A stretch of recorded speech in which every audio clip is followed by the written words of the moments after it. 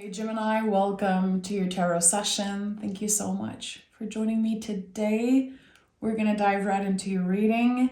As always, I'm going to start by picking the general energy of what is present for you.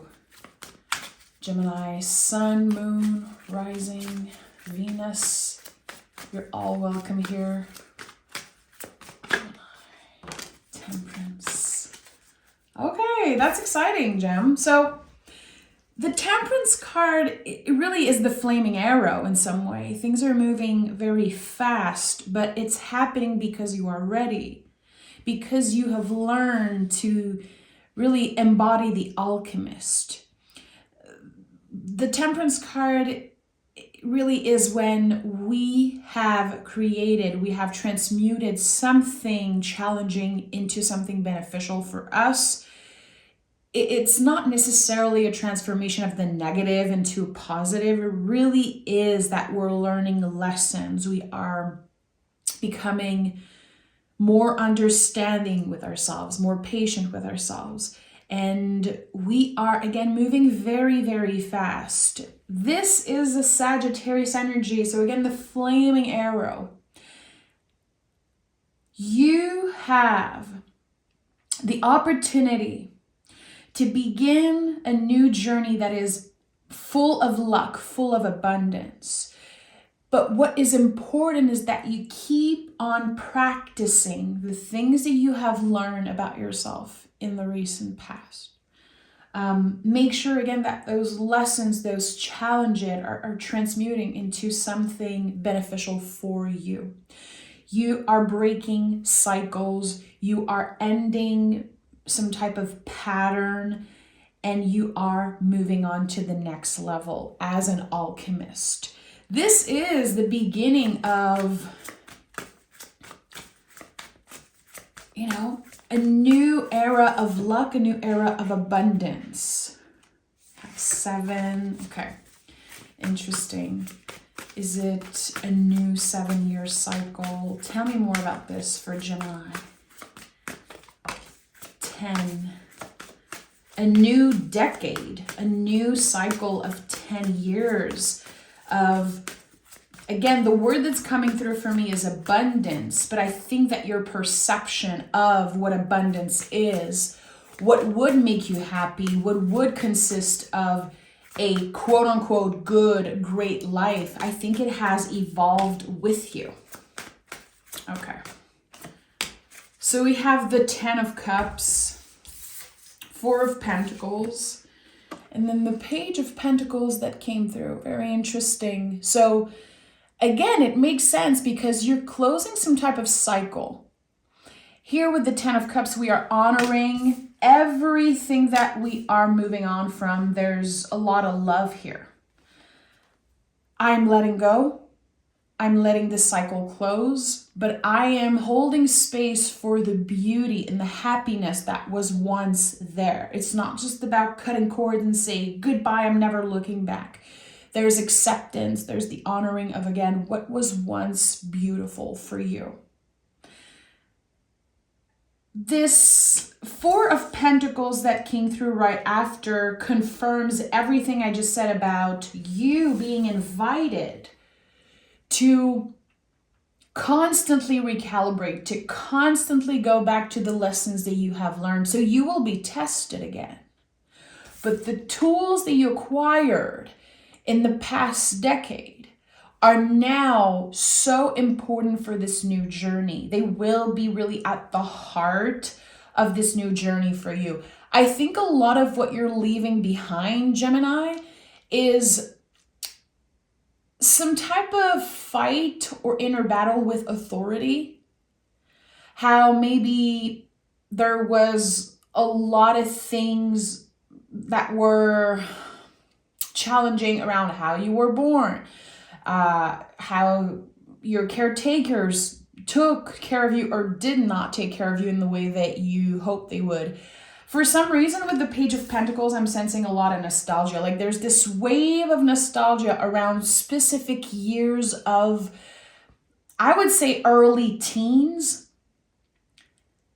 that I think that there's something about what your caretakers decided for you. Again, people in a position of authority when you were a kiddo, a teenager, the decisions that they made and how it impacted you later on in life. And I'm feeling this wave of nostalgia of you either dreaming or thinking about, where would I have been if their decisions would have been different?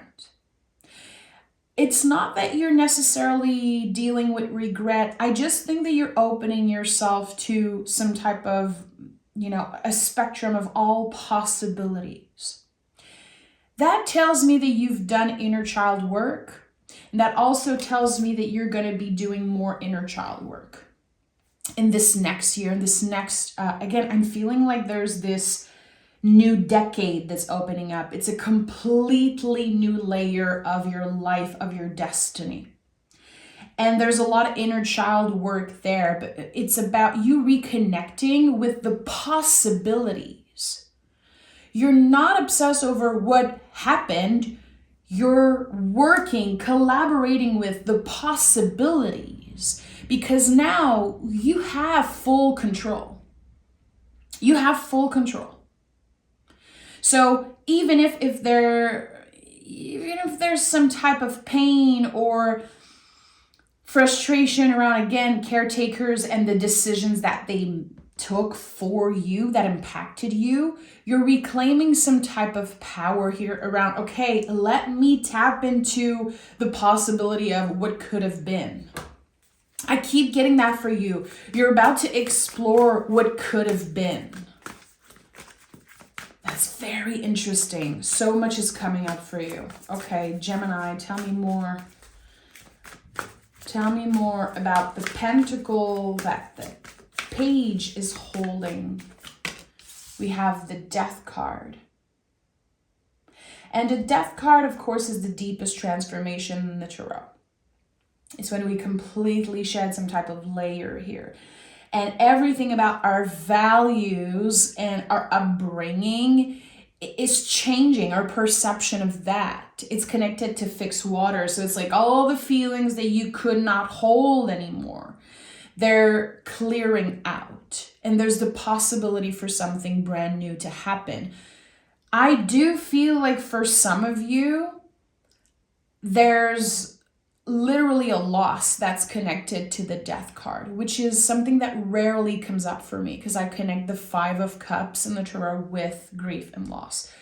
In the recent past, and that could be like very recently, there was an ending. Either someone literally passed away, which I want to send all my love to you if something like that happened. Grief is so tricky and loss is very painful. I don't know if this was like the end of an era, you quitting a job, you ending something that just was, again, there was a lot of pain there when it comes to moving on. And this particular ending. But this ending is opening the door to the sun. I'm seeing the sun shining. It's like you're walking in, stepping into the sun for some reason. It doesn't take any of the pain away, but I think it helps you go even deeper in that journey of self-discovery. Like, what is true to me? When we deal with so much loss in a short period of time, and that could be like many losses for you, like challenges after challenges in the past decade, it really confronts us with the darkest parts of ourselves. And I feel like when we travel in the underworld, eventually we get to the sun. What is at the heart of this reading? What is at the heart of this reading? And the Wheel of Fortune is here. The wheel is already turning in your favor. And again, this 10 energy is really a double confirmation here with the Wheel of Fortune. So a decade ends, a new one begins. Try to go back just for fun, thinking about like 2005, 2015, all those half decades and what they represent for you in your own journey, because I do feel like there's something very powerful that's about to begin. You probably already felt parts, like fragments of this energy. The way I'm sensing this is you found out what is true to you. You really walked away from what was expected of you. It's all connected to, again, authority in some way, how you were brought up, what you were made to believe in, what you were forced into, and now reclaiming your power. The Wheel of Fortune is about our center. We are so grounded, so secure, so aligned with who we really are and what is true to us that we can finally move on. And the universe is really pushing you in the right direction here. Again, a lot is going to happen very, very fast with the Temperance card. And the Wheel of Fortune is just helping us get out of something that we felt stuck in. And whatever you've been stuck in, it feels like it was a blockage, an emotional blockage. And I think that's an important thing for you to identify in your own journey. What was that emotional blockage for you? What kept you from your full potential, from completely unapologetically honoring what is true to you and living your life the way you want to live it? You know, King of Swords. You are showing up as the King of Swords. Again, this is my truth. This is what works for me. It might not be conventional. It might not be what others expected of me, but I know this is right. And you are right. Your intuition is right. Follow your guts. Follow this instinct, because there is something waiting there for you. It's like the pot of gold at the end of the rainbow. And I think that in order to get there, you're going to have to follow your truth and not the truth of others, of authority again. And I would invite you to identify who this authority is for you. Is it your parents, your caretakers? Is it a teacher that told you that you would never do anything good? Is it someone that judged you in the past? It's not always our parents. Not everyone has the same upbringing, and I want to hold space for that. But you are reclaiming something, Gemini, and I think you're already doing that in the present moment. Something that is a little unconventional, it just starts making more and more sense. And this is a beginning, again, of a new decade.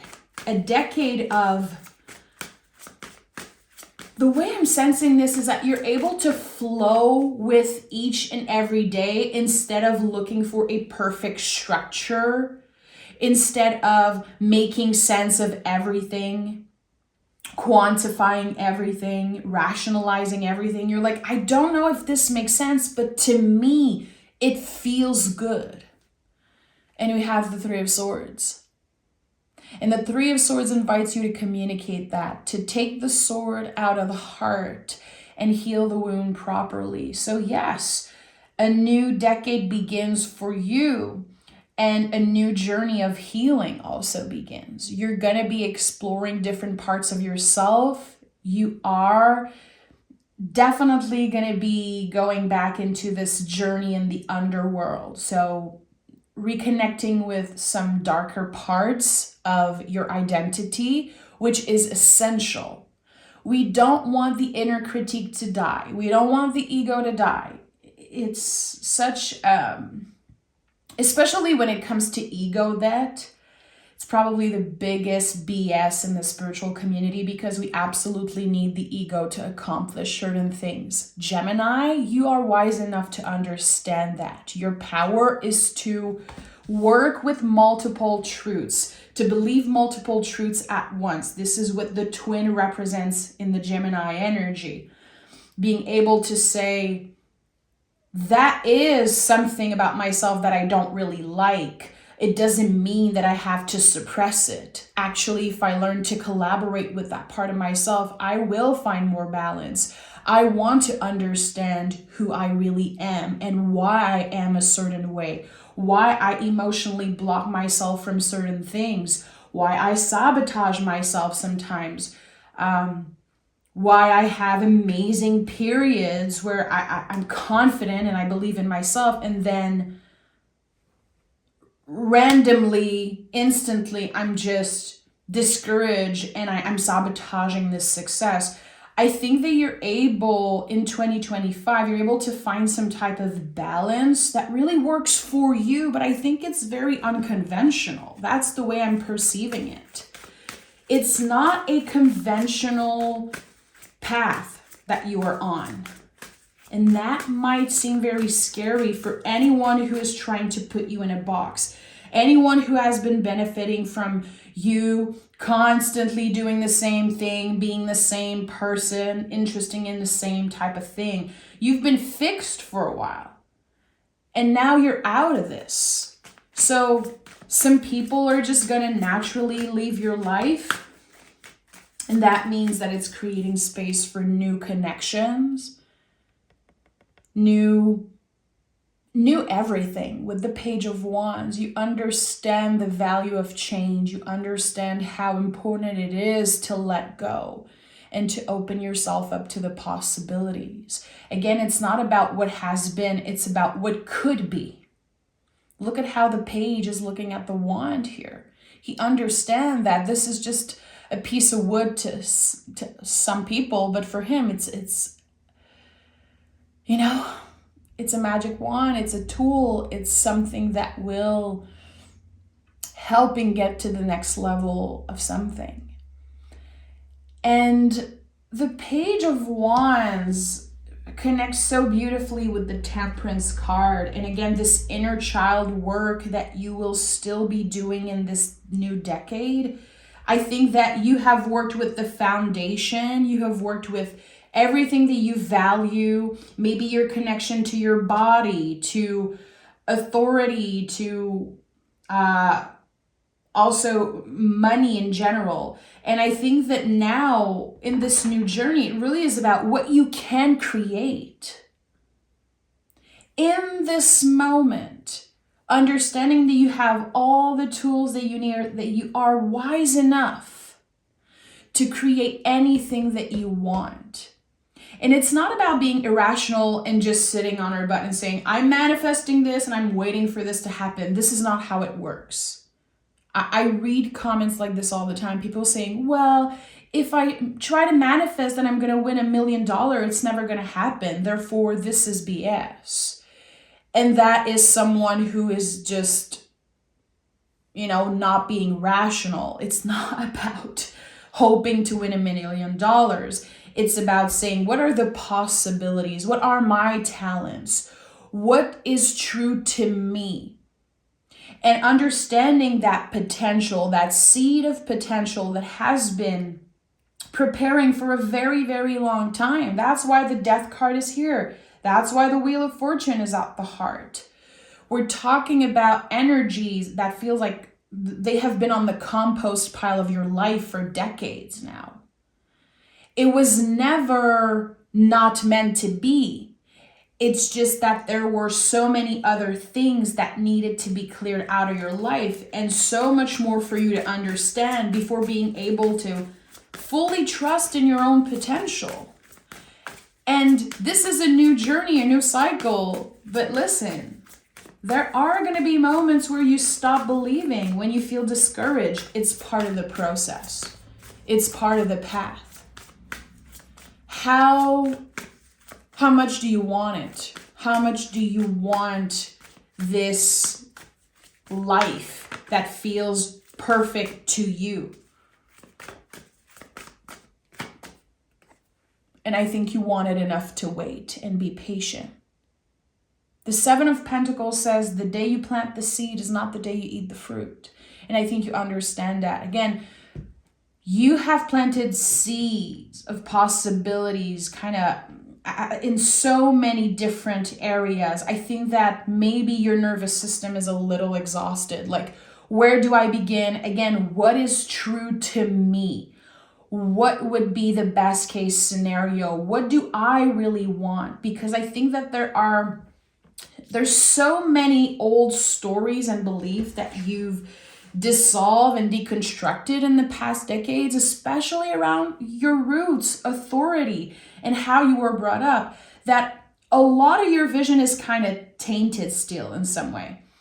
You're like, okay, I have to reprogram everything. I have to recalibrate everything and constantly go back to my center and to my truth and how things feel in the present moment. It is a practice. That's why it requires so much patience, because it's about constantly coming back to those questions and staying curious. Okay, I'm being invited to do this. If I want to say yes, is it because it's aligned with my heart and values? Or is it because I feel like this would satisfy my parents, my caretakers, or society? This would make me look good to society and to others. Those are all old beliefs that you're deconstructing. But again, I think it's going to take a while for you to really step far away from what is expected of you, because you got comfortable. And I can't blame you. I think that this is part of people pleasing in a way. I people please because it benefits me in one way. It calms down my nervous system. It calms down my ego because I'm doing what is expected of me. And now that you're invited to do what is uncomfortable, the ego is going to fight it. The nervous system is going to fight it. So it's going to be your job to constantly go back to, again, how does it feel in my body, in my heart right now to say yes or to say no to something? And to be able to show yourself compassion, of course, when something doesn't work. When you try something and it doesn't work. It doesn't mean that it's the end of anything. It means that you tried and that there's another lesson here that you will be able to use to your advantage. Okay, Gemini. 2 cards, okay. We have trust and new moon. So trust, the universe has a plan for you, a fresh start, a new beginning. This is it, Gemini. This is it. I feel like anytime I see this card, the symbol of a butterfly is very important. When we know that we have transformed, the butterfly is ready to come out of the cocoon, but its wings are still wet. You need to be patient with yourself. That is uncomfortable, especially for a Gemini, because you know the full potential of you, of your talent, of your willingness to succeed. I think that it's about giving yourself the time that you need to recalibrate fully, to try different things, to give yourself the opportunity to mess up, to really feel into things instead of pushing for more. Less is more, baby. Like, this is such an important theme in 2025. It's about really feeling into things instead of letting our nervous system push us to achieve more. But then when we get to a goal, we don't even celebrate. We're just obsessed with what's next. So we're never satisfied. We're never feeling like we're doing good because there's always more to achieve. And I think that we lose stability, we lose balance, and we lose a sense of what is true to us because we're constantly running like hamsters in a wheel. And this is over for you, Gemini. This is over. It's about prioritizing what feels right, what is aligned with what you truly want in life. The universe is on your side. What are you going to do for this new decade? How are you going to take the time to feel into things and to listen to your gut feeling? I'm sending so much love, Gemini. Take care. I'll talk to you guys next week.